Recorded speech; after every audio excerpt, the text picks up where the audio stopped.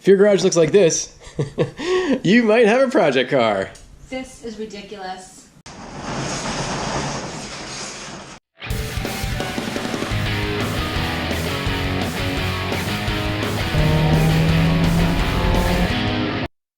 What is going on, guys? Welcome to Extreme Daily Drivers. It is another Top Down Tuesday. Got my partner here today, Kelly, and today we're going to be reviewing our experience installing the new top on our Miata. So without further ado, so I got this top off the internet from autotopsdirect.com. I'll put a link down in the description. This is a very popular top. Amazon sells this brand top. This is basically the top of the line top you can get from Autotops Direct. And what's awesome about it is a OEM style, which means there is a flap here. Okay, when you see this, that means that it's OEM style. If there's a no seam style, then you won't have this flap. It'll all be smooth here. Okay, so this is an OEM style.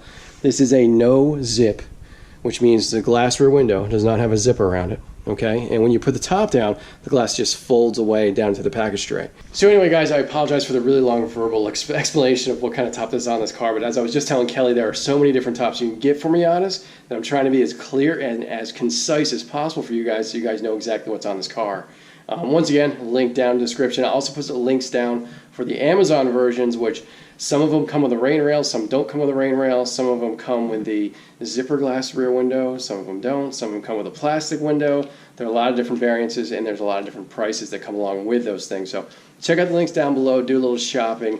Hit me up down in the comments if you have any questions at all. I did a lot of research on these tops. This is now the third top that I've actually purchased for Miata, so I kind of know a little bit what I'm doing. So like I said, in the past I've had tops replaced on a Miata, my old Miata. Now the first top that I actually purchased was a Robbins canvas top with a plastic rear window. I wound up paying, this is way back, I think it was this is in the 90s, all right? I wound up paying like $1,300 for the top.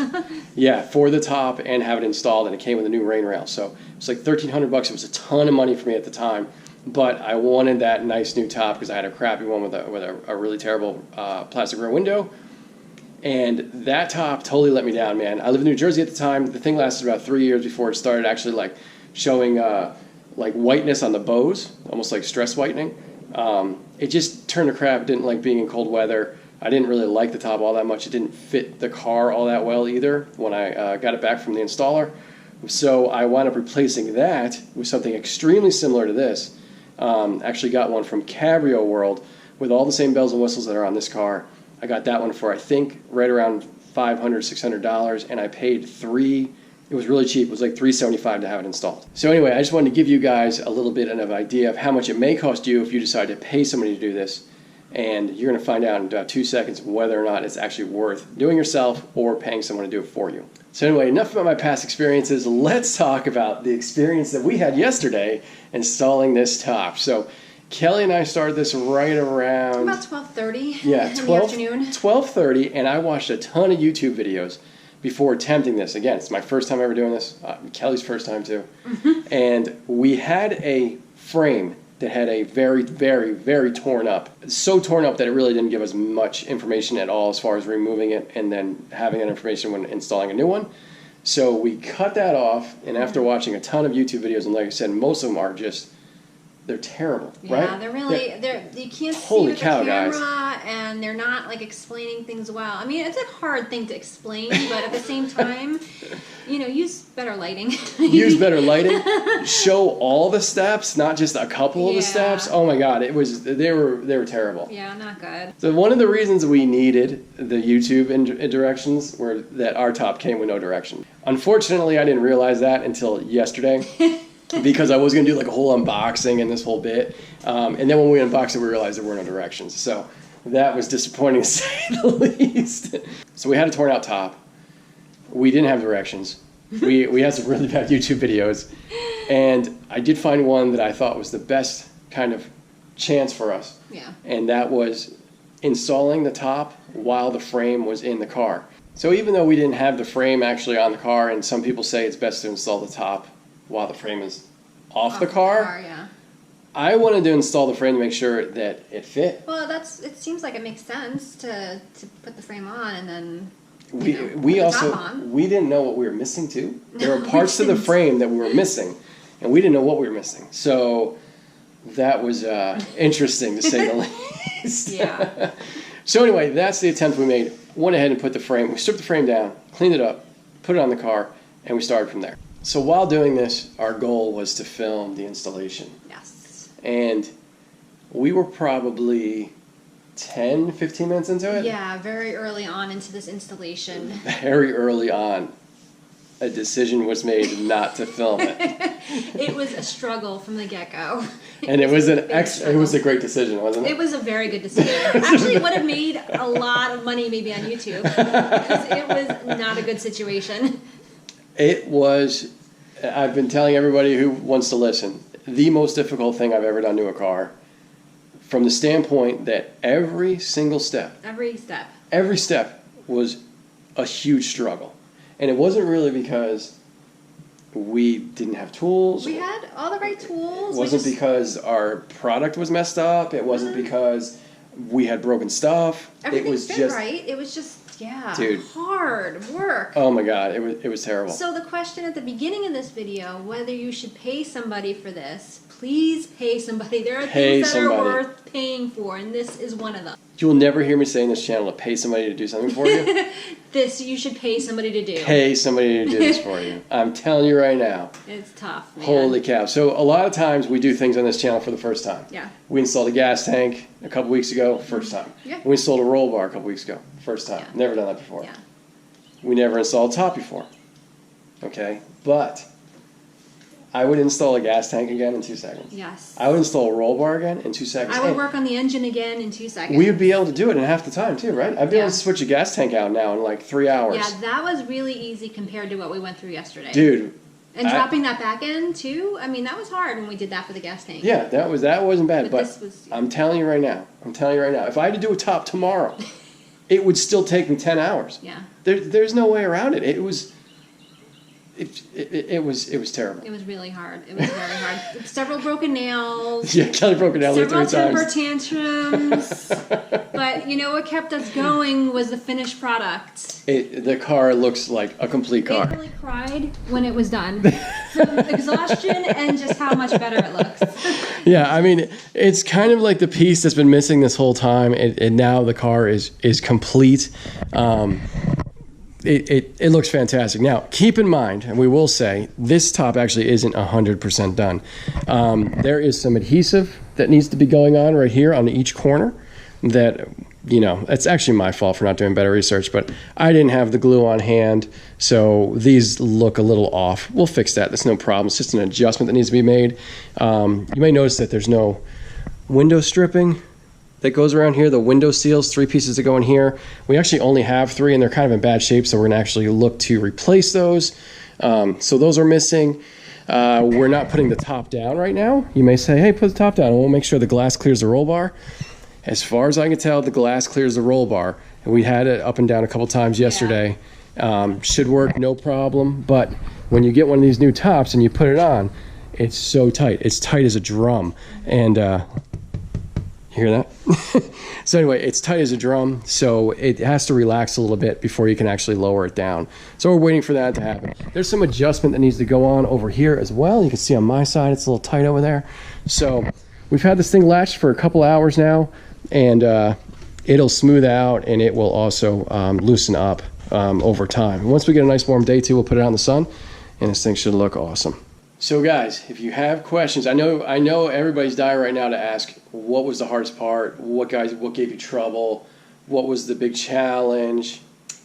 Everything. Everything, yeah. Everything. I mean, you have to get in the nooks and crannies in here. You have to use a rivet gun, which, if you remember back to several videos ago, it was suggested we use a rivet gun on another project. And Kelly didn't know what a rivet gun was. I didn't know what it was. What the hell's a rivet gun? I found out yesterday. We found out yesterday, man. Hard work. There were many parts of this installation where my hand would not fit to use the rivet gun. Yeah. Kelly had to do it. I mean, there was no way around it.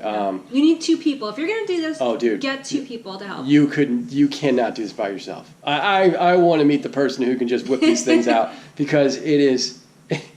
What about putting in the seal around the back at the last part? Oh my gosh! 3 pieces of metal. You got to go around the perimeter of the rain rail from the inside of the car. It didn't fit. Dude, we had to hammer ours. We needed to get a hammer out and literally hammer it in. It was bad news. And this was at 10 o'clock last night. So anyway, it took us almost 12 hours to do this. By the way. Yeah, 2 people. 2 people. Almost 12 hours. And actually, believe it or not, we have mechanical skill. You might not think we do. But we have a little bit of it. But so anyway, let me know down in the comments what questions you have about installing this top.